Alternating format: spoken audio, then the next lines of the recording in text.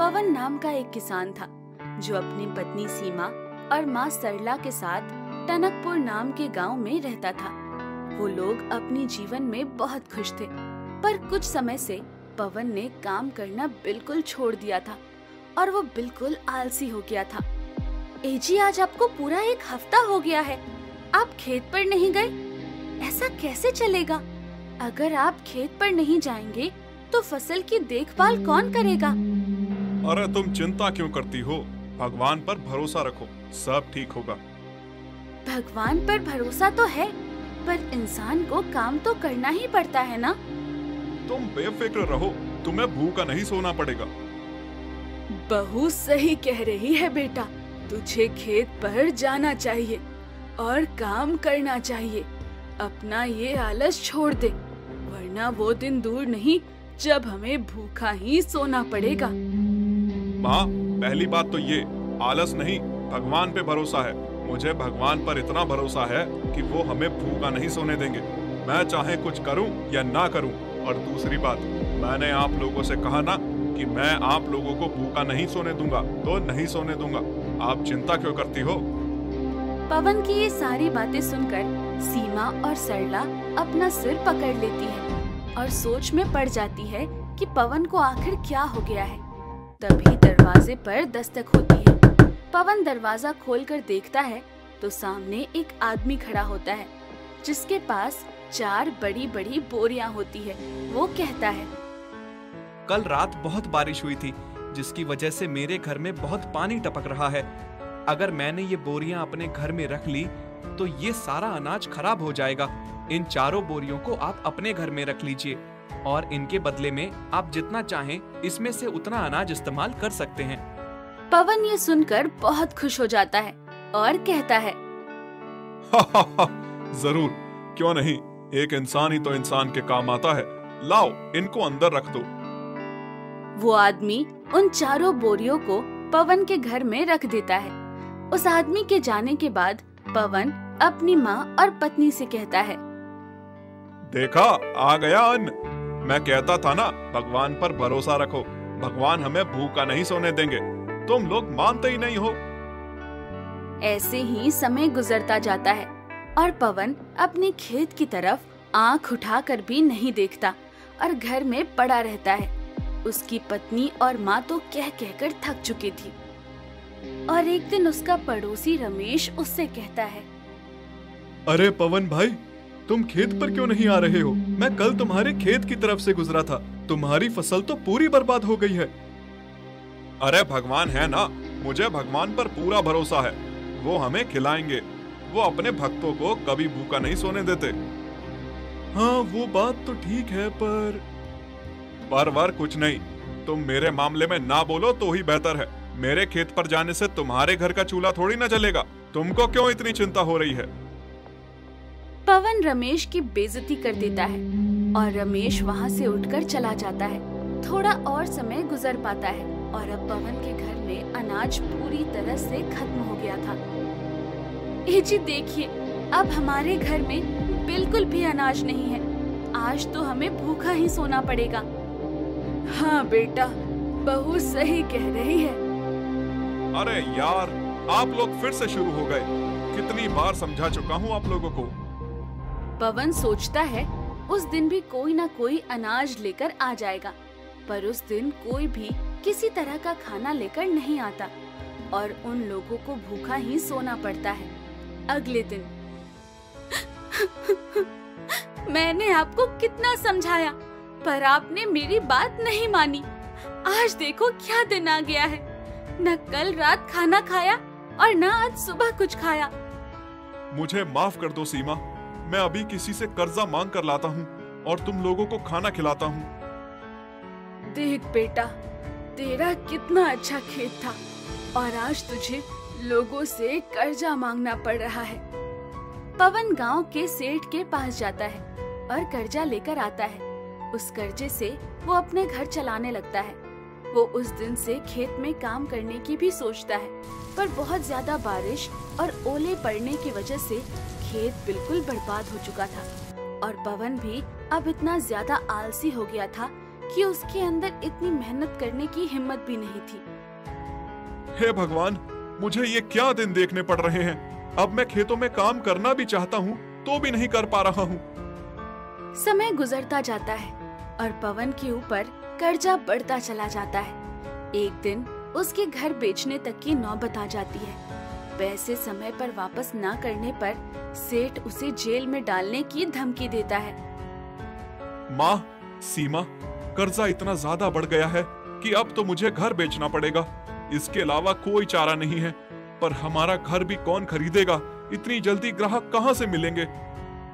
हे भगवान, क्या तूने मुझे यही दिन दिखाने के लिए जिंदा रखा था? आप मुझे एक बात बताइए, पहले तो आप बहुत मेहनत किया करते थे, फिर अचानक ऐसा क्या हुआ कि आपने मेहनत करना बिल्कुल छोड़ दी, जो आज घर बेचने की नौबत आ गई है?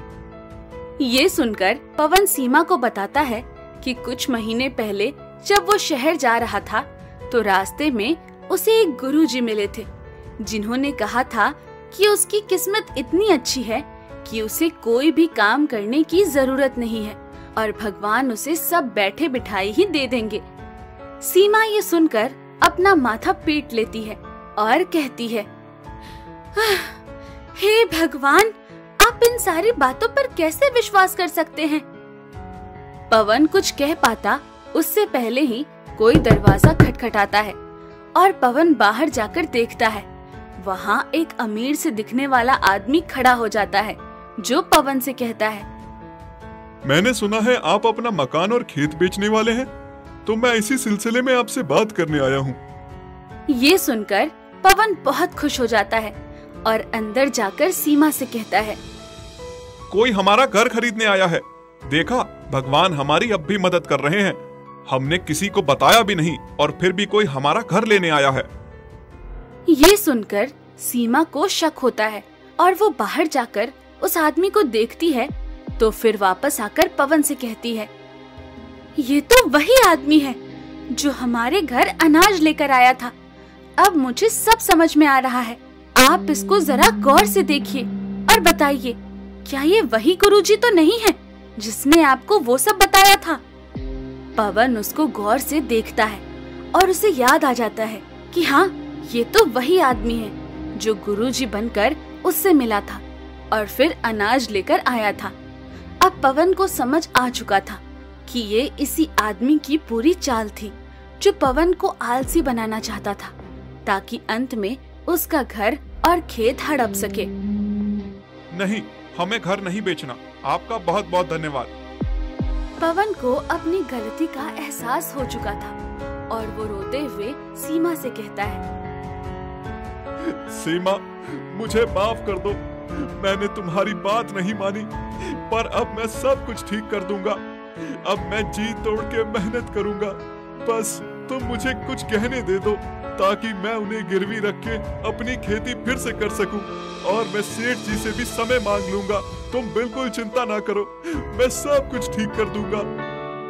अब उस आलसी किसान का आलस पूरी तरह से जा चुका था, क्योंकि उसकी बुद्धिमान पत्नी ने उसे सही रास्ता दिखा दिया था और फिर भगवान पर भरोसा और अपनी कड़ी मेहनत से वो सब कुछ पहले जैसा कर लेता है। दादी, दरवाजा खोलो। नहीं खोलूंगी, तुम सब जाओ यहाँ से। क्यों दादी, हमें नहीं देंगी आप? नहीं, कभी नहीं दूंगी। सब गांव वालों से बोल दो मेरे घर के बाहर से चले जाए। सब के सब निकल जाओ यहाँ से। रोमन नाम के गांव में एक दादी अकेली रहती थी। वो अपना घर चलाने के लिए सब्जियां बेचा करती थी और उन सब्जियों को बेचकर उनकी जिंदगी आराम से गुजर रही होती है। आज तो दिवाली है, कुछ मीठा बना लेती हूँ, लड्डू बना लेती हूँ। मैं अकेली रहती हूँ, लड्डू ही ठीक रहेंगे। दादी लड्डू बनाकर जैसे ही रखती है, बाहर खेल रहे दो बच्चे आते हैं और दादी से कहते हैं, दादी बहुत भूख लगी है, कुछ खाने को है क्या? हाँ बेटा, बिल्कुल है, अभी लाती हूँ। दादी, मेरे लिए भी। दादी ने बस 4-5 ही लड्डू बनाए होते हैं। जो वो उन बच्चों को लाकर दे देती है। बच्चे उस लड्डू को खाकर दादी से कहते हैं, दादी बहुत मजेदार लड्डू है। हाँ दादी, ये तो सचमुच बहुत स्वादिष्ट है। मैंने आज तक ऐसा लड्डू कभी नहीं खाया। हाँ दादी, हमारी मम्मी ने तो हमें कभी इतने अच्छे लड्डू नहीं खिलाए। बेटा, पर ये तो मैंने बस ऐसे ही बना दिए, इसमें कुछ खास नहीं डाला। पहले मेरी माँ भी यही लड्डू बनाती थी। दादी, क्या एक लड्डू और मिलेगा? बेटा अभी लाती हूँ। दादी एक लड्डू चिंटू को दे देती है और वो लड्डू लेकर अपने घर चला जाता है और घर जाकर अपनी माँ से कहता है, माँ देखो मैं दादी से एक लड्डू लेकर आया हूँ, ये कितना स्वादिष्ट है। हाँ चिंटू, ये तो बहुत स्वादिष्ट है। मुझे भी खिलाओ लड्डू। ये लीजिए पापा। अरे ये तो बहुत ही बेहतरीन है और स्वाद से भरा हुआ है। इसकी खुशबू तो लाजवाब है। कुछ दिनों बाद चिंटू की माँ सुषमा और उसके पिता राज दादी के घर जाते हैं। सुषमा दादी से कहती है, दादी आपने एक दिन जो लड्डू बनाए थे वो बेहद लाजवाब और स्वादिष्ट थे। तुम्हें कैसे पता? आपने वो जो लड्डू चिंटू को दिए थे ना, तो चिंटू ने हमें भी खिलाए थे। वो बहुत ही मजेदार लड्डू थे। दादी, क्या आप मुझे भी ये लड्डू बनाना सिखा देंगी? हाँ हाँ चलो, अभी सिखा देती हूँ। दादी सुषमा को वो लड्डू बनाना सिखा देती है और सुषमा और राज को लड्डू खाने को देती है। लड्डू खाकर सुषमा दादी से कहती है, वाह दादी, क्या लड्डू है। इन्हें खाकर तो बस रुकने का मन ही नहीं कर रहा। इसका स्वाद तो बिल्कुल मजेदार लाजवाब है दादी। हाँ दादी, एक लड्डू खाने के बाद तो बस मन करता है कि खाते ही चले जाओ, खाते ही चले जाओ, रुको ही नहीं। और इसकी खुशबू से तो मुंह में पानी आने लगता है और भूख भी बढ़ जाती है। सुषमा लड्डू बनाना सीख कर अपने घर चली जाती है और वो अपने घर उसी तरीके से लड्डू बनाती है। वो लड्डू ले जाकर अपने बेटे चिंटू को खिलाती है। चिंटू सुषमा से कहता है, माँ ये लड्डू तो बिल्कुल भी दादी के लड्डू जैसी नहीं बनी है। हाँ सुषमा, इसमें तो वो स्वाद ही नहीं है और वैसी खुशबू तो बिल्कुल है ही नहीं जो दादी के हाथों के लड्डू में होते हैं। यार उनके लड्डू की तो बात ही अलग है। उनके जैसा लड्डू कोई नहीं बना सकता। कुछ वक्त बीतने के बाद पूरे गांव में दादी के लड्डू प्रसिद्ध हो जाते हैं और गांव वाले दादी से कहते हैं, दादी आप इतने अच्छे स्वादिष्ट लड्डू बनाते हो, इन लड्डू के पैसे लिया करो। क्या आप सब्जियां बेचते रहते हो? पर मैं बेचूंगी किसको? अरे दादी, आप इतनी भोली हो और इतने सारे त्योहार आते हैं और आप लड्डू भी इतने अच्छी बनाती हो, तो हम त्योहारों में आपको पैसे देकर आपसे लड्डू बनवा लिया करेंगे। दादी गांव वालों की बात मानकर लड्डू बनाकर बेचना शुरू कर देती है और धीरे धीरे उनके पास बहुत सारे ऑर्डर्स आने लगते हैं। पर दादी ऑर्डर से ज्यादा इस बात से खुश रहती है कि गांव वालों को उनके हाथ के बने लड्डू बहुत पसंद आ रहे हैं और वो लड्डू खाकर बहुत खुश रहते हैं। एक दिन दादी के घर का फोन बजता है। हेलो, कौन बोल रहा है? आपको मेरा एक काम करना है। मैं नहीं करूंगी ये काम। सोच लो, ये तो आपको करना ही पड़ेगा। मैं नहीं करूंगी। सुबह होती है और कुछ ही देर में दादी का फोन फिर से बज उठता है। दादी इस बार फोन नहीं उठाती, लेकिन फोन की घंटी रुकती ही नहीं है। लगातार फोन आता ही रहता है। दादी थक कर फोन उठाती है। कौन बोल रहा है? आप मेरा काम करेंगे या नहीं? तुम मुझे ऐसे परेशान नहीं कर सकते। आखिरी चेतावनी दे रहा हूँ, आपको ये काम करना ही पड़ेगा। तुम्हें पता भी है मेरे गांव में कितने लोग हैं? गांव के लोग बिल्कुल काम नहीं आएंगे। अब आप खुद सोच लो कि आपको क्या करना है। नहीं करूंगी काम। मैंने जो बोला है मैं बिल्कुल वैसा ही करूंगा। अगर आपने मेरी बात नहीं मानी तो मेरे पास और कोई दूसरा रास्ता नहीं है, मुझे ये करना ही होगा। दादी सोच में पड़ जाती है और परेशान हो जाती है कि मैं करूं तो अब करूं क्या और कैसे करूं, ये किससे कहूं। दादी सोच सोच कर थक हार जाती है और अगले दिन, दादी, ओ दादी, दरवाजा खोलो, देखो तो कौन खड़ा है। कौन है? क्यों परेशान कर रहे हो मुझे? दादी, हम सब ही तो हैं। हमें आपके लड्डू की खुशबू आ रही है। आप लड्डू बना रही है ना? तुम लोग को क्या मतलब है? लड्डू बनाऊं या कुछ करूं? तुम लोग जाओ यहाँ से। दादी, हम बिना लड्डू खाए तो नहीं जाएंगे। यहाँ से लड्डू तो आपको देने ही पड़ेंगे। मैंने कहा ना तुम सबसे, मैं किसी को लड्डू नहीं दूंगी। और मैं कोई लड्डू नहीं बना रही हूँ और तुम सब जा सकते हो यहाँ से। दादी दरवाजा खोलो। नहीं खोलूंगी, तुम सब जाओ यहाँ से। क्यों दादी, हमें नहीं देंगी आप? नहीं, कभी नहीं दूंगी। सब गांव वालों से बोल दो मेरे घर के बाहर से चले जाए। सब के सब निकल जाओ यहाँ से। तभी दादी का फोन दोबारा बजता है और गोपाल दादी से काम करने के लिए मना कर देता है, पर दादी तो काम कर चुकी होती है। और फिर दादी परेशान होकर गोपाल से कहती है, ये 200 लड्डू का अब मैं क्या करूं? इनमें तो जहर मिला दिया मैंने। कुछ भी करो, मुझे कोई मतलब नहीं, मेरा काम तो हो गया है। दादी बाहर देखती है और फिर दरवाजा खोलकर बाहर आती है और वो कहती है, जो सबसे होशियार है मैं उसे एक बात बताऊंगी। चिंटू आगे आता है और दादी उसे बताती है कि लड्डू में जहर है। पर दादी, आपके लड्डू तो इतने स्वादिष्ट हैं कि हम वो भी खा लेंगे। देखो, मेरी बहन है सोनम, उसके घर में बहुत सारे चूहे आ गए थे, तो उसने मुझे अपने पति गोपाल से फोन करवा के कहा था कि उसे 200 लड्डू चाहिए जहर मिलाकर, ताकि चूहे उसे खाकर मर जाए। अब मैंने पहले उसे 4 लड्डू दिए थे, तो उसके घर में लड्डू की खुशबू की वजह से बहुत चूहे आ गए थे। दादी गांव वालों को सारी बात बता देती है, तो गांव वाले दादी से पूछते हैं, पर दादी, आपने दरवाजा काहे बंद किया था? मैंने सोचा कहीं इसकी खुशबू से तुम सबकी तबीयत ना खराब हो। अरे दादी, आप कितनी भोली हैं। अगर आपको कुछ हो जाता तो? और आपकी बहन ये लड्डू लेकर काहे नहीं गई?